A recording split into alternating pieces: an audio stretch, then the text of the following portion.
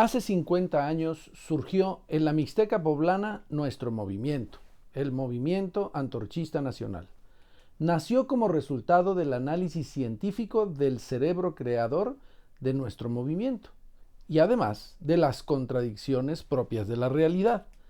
Efectivamente, el ingeniero Aquiles Córdoba Morán, nuestro dirigente nacional, estudió la realidad concreta de nuestro país y concluyó, con base en los principios científicos revolucionarios, que era necesario crear un instrumento para la liberación de los trabajadores de México y para la construcción de una sociedad con bases distintas a la sociedad capitalista actual. Al estudiar la realidad mexicana se percató del gran contraste que existe entre la gran riqueza natural y humana que tiene nuestro país y la injusta manera en la que ésta se distribuye.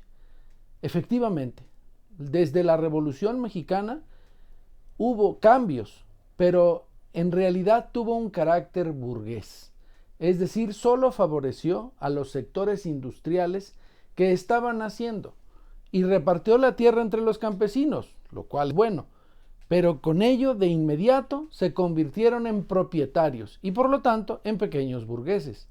En cambio, los obreros se sumergieron en los terrenos pantanosos de la creación de la plusvalía, en la cual los trabajadores entregan su trabajo a los capitalistas sobre la base de las reglas explotadoras burguesas. En este sentido, el conocimiento profundo del pensamiento de Carlos Marx, planteado en su obra cumbre y genial, El Capital de 1867, ahí descubrió Carlos Marx que el obrero no vende su trabajo, es decir, no le pagan por el trabajo que realiza, pues al hacer un convenio de trabajo con el patrón, acuerdan un salario, pero aún el obrero no trabaja, por ende, no ha vendido todavía su trabajo. Entonces, ¿qué vende el obrero? Lo que el obrero vende es su fuerza de trabajo. Esta categoría fue creada por Carlos Marx. La fuerza de trabajo o capacidad de trabajo, según Marx, es, abro comillas, el conjunto de las facultades físicas y mentales que existen en la corporeidad, en la personalidad viva de un ser humano y que él pone en movimiento cuando produce valores de uso de cualquier índole. Ahora bien, ¿cuánto debe pagar el patrón por la fuerza de trabajo del obrero? He ahí la clave de la explotación. El patrón solo paga al obrero lo que cuesta reponer sus fuerzas, su energía para estar listo y trabajar al día siguiente. Y además debe pagar el patrón lo suficiente, decía Marx, para garantizar no solo su producción, la producción de su propia fuerza de trabajo, sino su reproducción.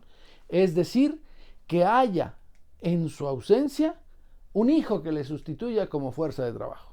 Esto equivale a una canasta básica, que en términos generales es muy barata y que se traduce en los famosos salarios mínimos y que en el caso de México equivalen a 34 pesos por hora o lo que es lo mismo, $1.50, que muchos trabajadores, por cierto, ni siquiera reciben. La fuerza de trabajo, como toda mercancía, tiene un doble carácter: valor de uso y valor. El valor lo acabamos de describir en su forma material, es decir, la forma en la que se expresa en una canasta básica. Y decimos, es lo que cuesta la fuerza de trabajo. El valor de uso de la fuerza de trabajo es justamente el trabajo, cuando se le pone a trabajar al trabajador. De esta suerte, cuando el patrón pone a trabajar al obrero, a diferencia de las demás mercancías, que simple y sencillamente trasladan íntegro su valor de manera proporcional a la mercancía final, la fuerza de trabajo tiene la única cualidad de que crea más riqueza de lo que ella misma cuesta con respecto a todas las demás mercancías. En este sentido, si el obrero trabaja, por ejemplo, 8 horas, pero en la primera hora o menos, como hay varios estudios que así lo demuestran, repone lo que cuesta, eso quiere decir que las 7 horas restantes son gratis para el patrón, porque en el acuerdo que llegan al que llegan ya están definido que va a trabajar 8 horas y no 1 hora. Entonces, de esta suerte, se acumulan estas horas en forma de plusvalía que a la hora de realizar la mercancía, esta plusvalía se convierte en ganancia de los patrones. De tal suerte que de la riqueza producida por el trabajo del obrero, al obrero le toca solo una pequeña parte de la riqueza que él mismo crea. Esta condición genera la injusta distribución de la riqueza. Y desde el nacimiento de Antorcha a la fecha, las condiciones de las clases trabajadoras, lejos de mejorar, han empeorado. Por ello, nuestro secretario general vio necesaria la construcción del instrumento que hiciera que las clases explotadas, que son las clases trabajadoras, que las clases desprotegidas tomaran conciencia del proceso social y reconocieran su condición de explotados y crearan una fuerza consciente y bien organizada que tomara el poder político en México y construyera una sociedad en la que el trabajo de los mexicanos sirviera no para enriquecer a unos cuantos, sino para su propio desarrollo.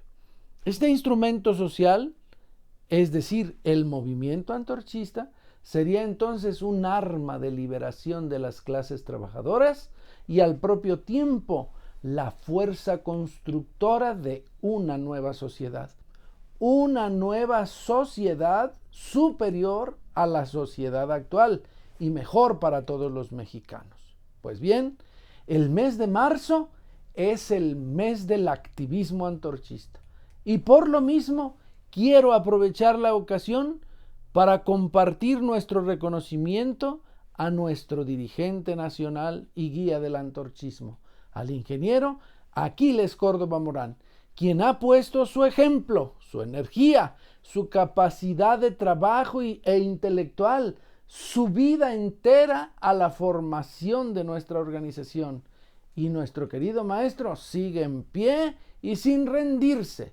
También quiero hacer un reconocimiento a todos los activistas de nuestra organización, quienes, pese a las adversidades, pese a las complejidades del trabajo, no han desistido y siguen de pie. No han dejado de luchar y están dispuestos a seguir y a trabajar en la difícil tarea de concientizar a los mexicanos y convertirlos en esa fuerza social y transformadora a la que están llamados a ser. Por ello, llamo a todos aquellos que, aunque no se han decidido todavía a abrazar el camino de la lucha revolucionaria, a que lo hagan, los llamo, con la seguridad de que estarán invirtiendo sus energías, sus vidas, en una causa justa, que alcanzarán así, como dijo el Che Guevara, el título más alto al que puede aspirar un ser humano, el título de revolucionario. Nos queda mucho por hacer y debemos hacerlo, y con decisión. Los tiempos modernos, la realidad actual llama a nuestra puerta y no tenemos tiempo para vacilaciones. A seguirnos preparando teóricamente, intelectualmente, para llevar esos conocimientos al pueblo de México y despertarlo, para poner en práctica los principios revolucionarios y juntos podamos construir una patria más justa, más soberana, más segura y mejor para todos, en la que el hombre trabaje y viva sin llorar, donde el alma se expanda y vibre tiernamente, como el ave que canta, como el cielo y el mar, tal como dice la poesía de nuestro querido maestro, el ingeniero Aquiles Córdoba Morán. Felicidades, compañeros activistas, y a seguir trabajando por una patria más justa y mejor para todos.